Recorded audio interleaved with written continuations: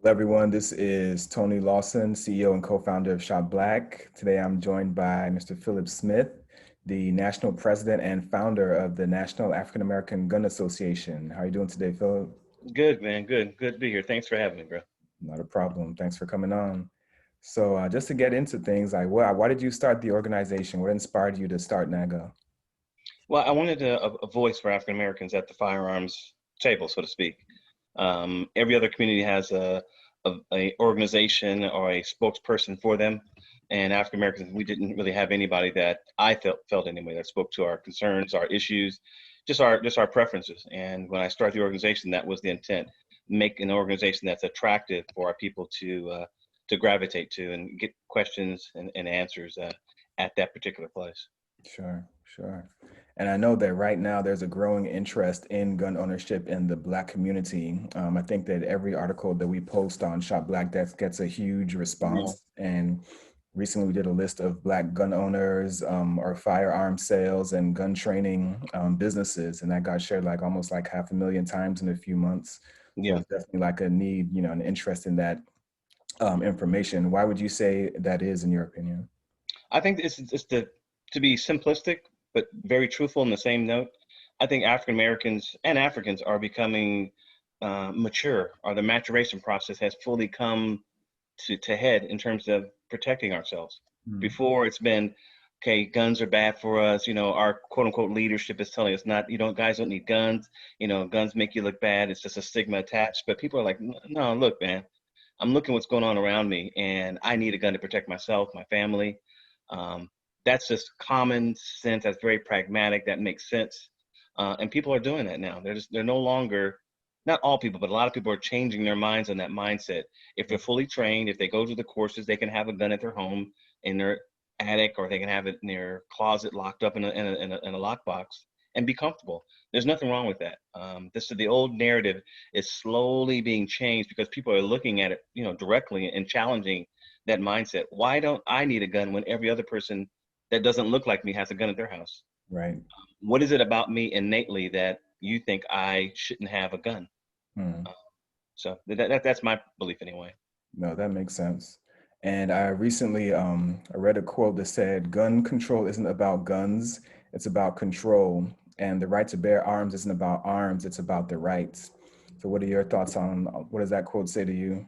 I think it's spot on. Gun control, in its very essence and origination, was built to control Black people from having guns.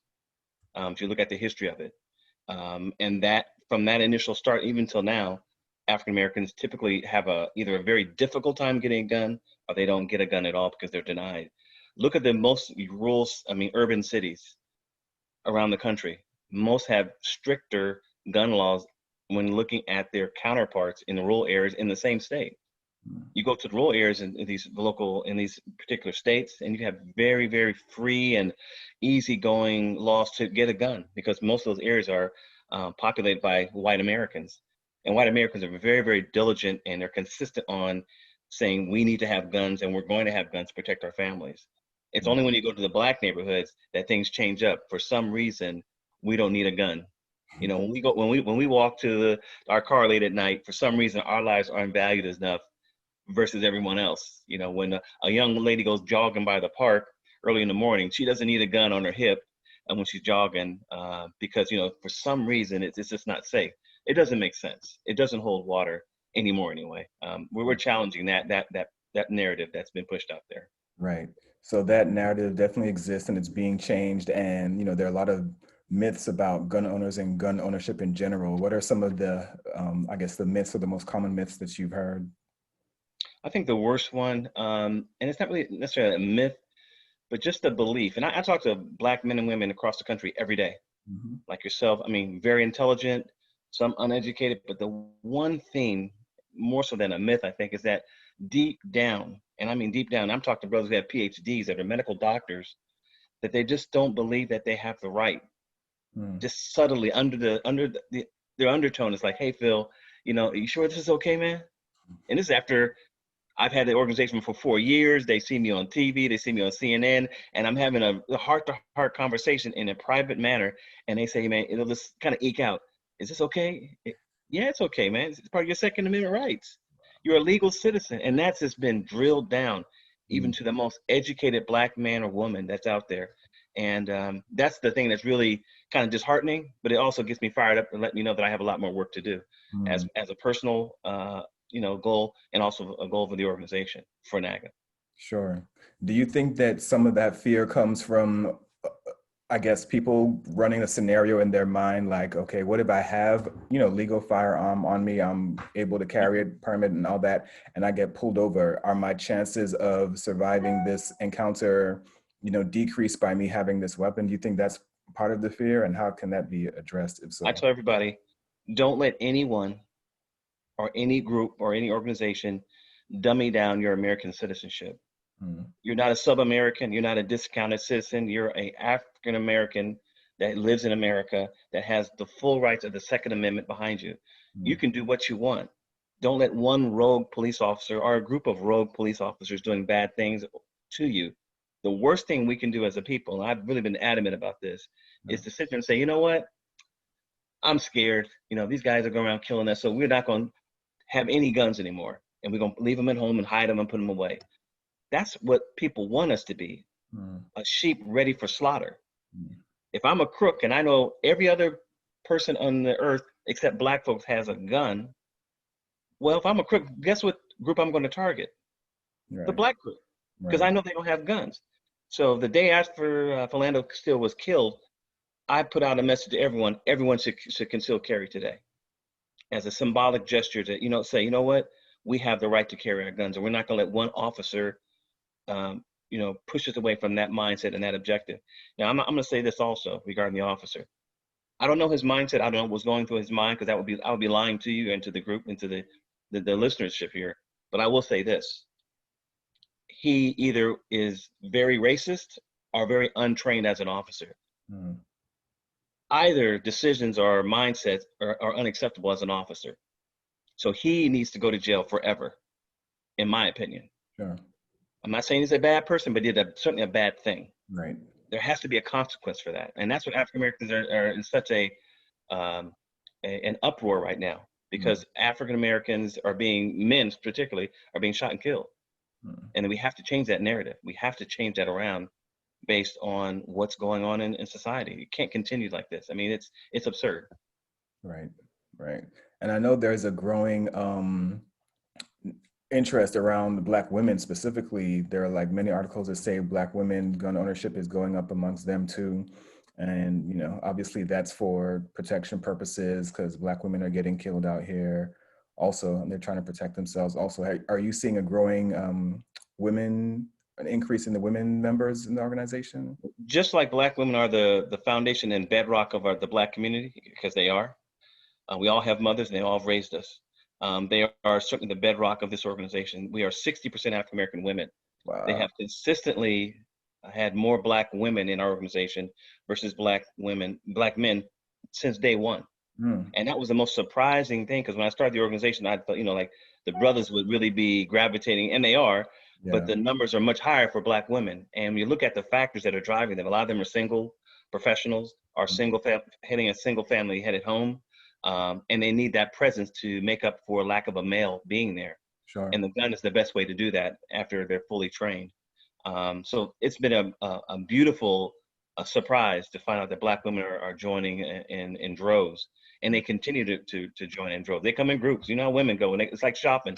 They come 4 or 5 deep. They're ready to learn. They put their paper and pen, and they're taking notes, and it's just a beautiful thing to see. No, that's great. That's Very great. nice. Okay.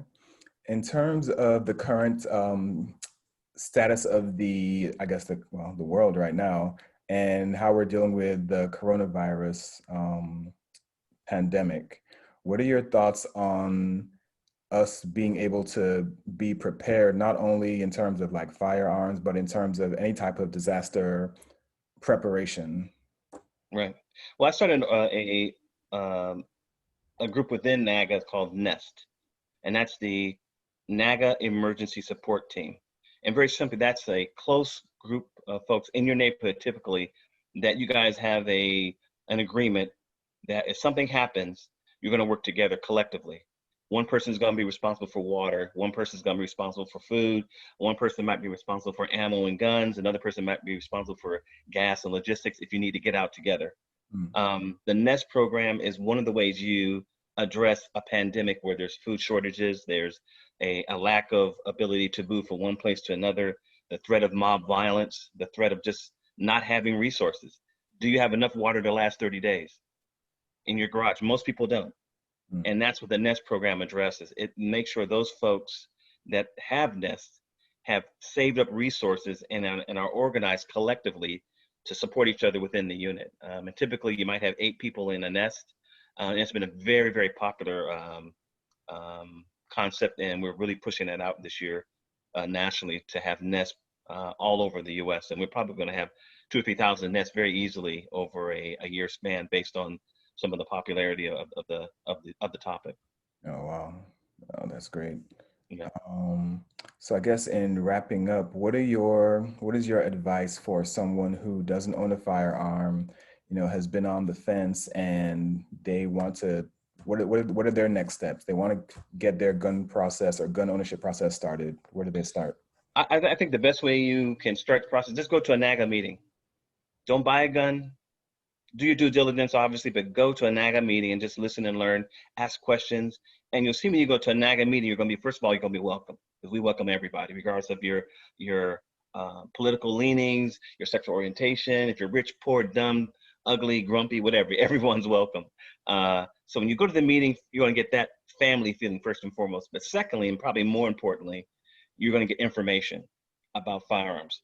What's the best gun for you? What's the purpose of the gun that you're going to have? Are you going to try to carry it with you?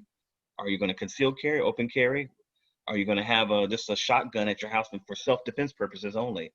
If somebody breaks in your house 2 a.m. in the morning, you're not a really great shot, a shotgun might be a good option for you. We go over all those issues that a particular person who's what we call a newbie might be thinking about as they sit down for the first time in the meeting. But it's very, very important that you go to the meeting, a NAGA meeting, and just listen. Don't jump into it. Get information. And once you get that information, you personally can find out, okay, I'm 6 feet tall. I might need a bigger gun. I don't really like a shotgun. I might need a rifle for whatever the purposes that I might be using. So information brings upon knowledge. When you have knowledge, you can make educated decisions. And I always tell everyone, don't rush out and grab a gun and buy a gun, because that gun may not be a good gun for you. And in fact, that gun might get you killed because it's not the right tool for you. And that's what a gun is. A gun is a tool that has to be used when you're trained. And we definitely are very good at training folks, around the country when it comes to firearms. Oh, that's great. And speaking of getting training, I'm actually going for my first training lesson this weekend. All right. Congrats, man. Yep. Shout Are out you ready? train to fight firearms out here in Philadelphia. So, Good. yep. Yeah, well, congratulations. You're gonna probably have a lot of fun. And once you go through it, you'll be like, you know what? It's not that hard. That's what I'm expecting. I think I'm going to enjoy it, actually. Good, man. Excellent. Well, thanks so much for your time, Phil. What's the best way for people to reach you or reach out to the organization? Yeah, if you want to reach me directly, reach me at president@naga.co. That's NAAGA.co. And I would really recommend all of your listeners to go to our website. It's very informative. You get a good taste of the organization. We're very, very unique.